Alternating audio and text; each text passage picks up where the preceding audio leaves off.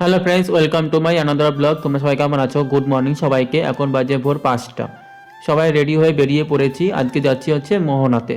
আগের দিন মোহনা যাওয়ার নাম করে চলে গেছিলাম শঙ্করপুর, তাজপুর এইসব জায়গায় ঘুরতে। আজকে মোহনা সত্যি সত্যিই যাচ্ছি, বেশ ভালো লাগছে। তারপরে অটোতে উঠে পড়লাম, অটো ধরে চলে আসলাম মোহনাতে। এদিকে আকাশের অবস্থা ভালো না, আকাশের অবস্থা দেখে মনে হচ্ছে আজকেও বৃষ্টি হবে।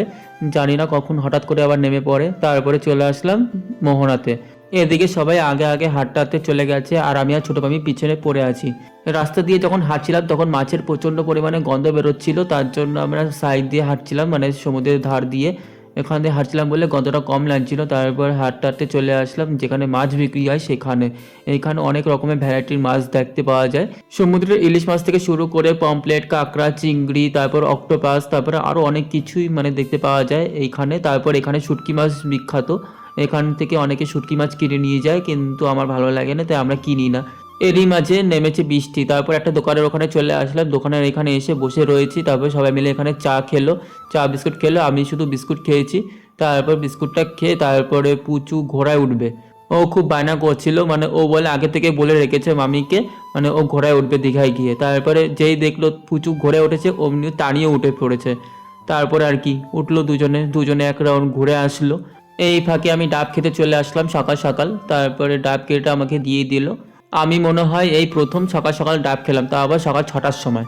তারপরে আশেপাশেটা ঘুরছিলাম, এখানে প্রচুর লোক।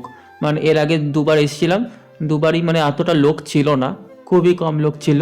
তারপরে এখান থেকে চলে যাচ্ছিলাম ওই যে সামনে যে রাস্তাটা সমুদ্রের মাঝখান দিয়ে, ওখানে যাচ্ছিলাম। আর এদিকে দুই ভাই চলে গেছে মাছ কিনতে, মানে ওরা শুটকি মাছ কিনবে, ওরা কিনে বাড়ি নিয়ে যাবে। আমাকে বলছিল আমি কিনিনি, আমার দরকার নেই আমার শুধু শুধু কেনার। তারপরে চলে আসলাম এখানে। এই জায়গাটা একদম শেষ প্রান্তে যাওয়ার খুব ইচ্ছা, কিন্তু এর আগে দুবার যখন এসেছিলাম তখন যেতে পারিনি। কিন্তু এবার যত কেউ নেই তাই আমি যাবো এবার। তারপরে আস্তে আস্তে চলে আসলাম। এখানে আসার পর কতগুলো ছবি তুলে নিলাম পাথরের ওপর বসে, বেশ ভালো লাগছিল। তারপরে তানিও তুলেছে অনেকগুলো। তারপর তানিকে বললাম একটা ভিডিও ক্লিপ নেওয়ার জন্য, ভিডিও ক্লিপ নিয়েছে। আর এখানে প্রচণ্ড ঢেউয়ে মানে জল ছিটছিল প্রচণ্ড পরিমাণে, এক প্রকার ভিজে গেছিলাম বলতে গেলে, মানে প্রচণ্ড পরিমাণে। তারপর আস্তে আস্তে যত সামনের দিকে যাচ্ছি প্রচণ্ড জল ছিটছিল, মানে এখানে সমুদ্রে জল চলে আসছিল ঢেউয়ে।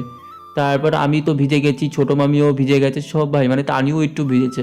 সো ফাইনালি চলে আসলাম মোহনার একদম শেষ প্রান্তে। এটাই লাস্ট স্পট। তারপরে এখন সামনের দিকে এগিয়ে যাব। এখানে প্রচণ্ড পরিমাণে জল ছিটছিল। এখন সামনের দিকে যাই, আর ওদিকে ওরা চারজন কি করছে জানি না। তারপরে যাওয়ার পথে দেখতে পাচ্ছি নৌকো ঢেউ খেলতে খেলতে যাচ্ছে। এই নৌকোগুলো হচ্ছে মাছ ধরতে যাচ্ছে। অলরেডি অনেক নৌকোগুলো আগে চলে গেছে। এই নৌকোটা দেখতে পেয়ে মানে একটু ক্যাপচার নিয়ে নিলাম, বেশ ভালো লাগছিল দেখতে। তারপরে চলে আসলাম সমুদ্রের ধারে, মানে যেখানে আমরা বসেছিলাম সেখানে। সেখানে আসার পর জানতে পারলাম ওরা সবাই মাছ ধরা দেখতে গেছে। আমিও প্রথমবার যখন দিদি জাইমুদের সাথে দীঘা এসেছিলাম তখন সেই বছর আমিও দেখেছিলাম মাছ ধরা, মানে ওল্ড দীঘাতে আগে মাছ ধরতো জাল পেতে, সেই বছর দেখেছিলাম। তারপরে আর দেখিনি। এখন তো ওল্ড দীঘাতে কিছুই দেখা যায় না, সব কিছুই বন্ধ। তারপরে অটো ধরে চলে আসলাম হোটেলের ওখানে। হোটেলের এখানে যখন এসেছি তখন হালকা হালকা বৃষ্টি পড়ছিল। তারপর চলে আসলাম রুমে। রুমে এসে আবার ড্রেস চেঞ্জ করে চলে গেছিলাম ওপরে খেতে। ওপরে ছিল আজকে ছোলার ডাল আর লুচি। তারপর এই খেয়ে দিয়ে ঘরে চলে আসলাম, ঘরে এসে ওষুধ খেলাম। চলো এখনকার জন্য রাখছি, দেখা হচ্ছে পরের ব্লগে। টাটা সবাইকে।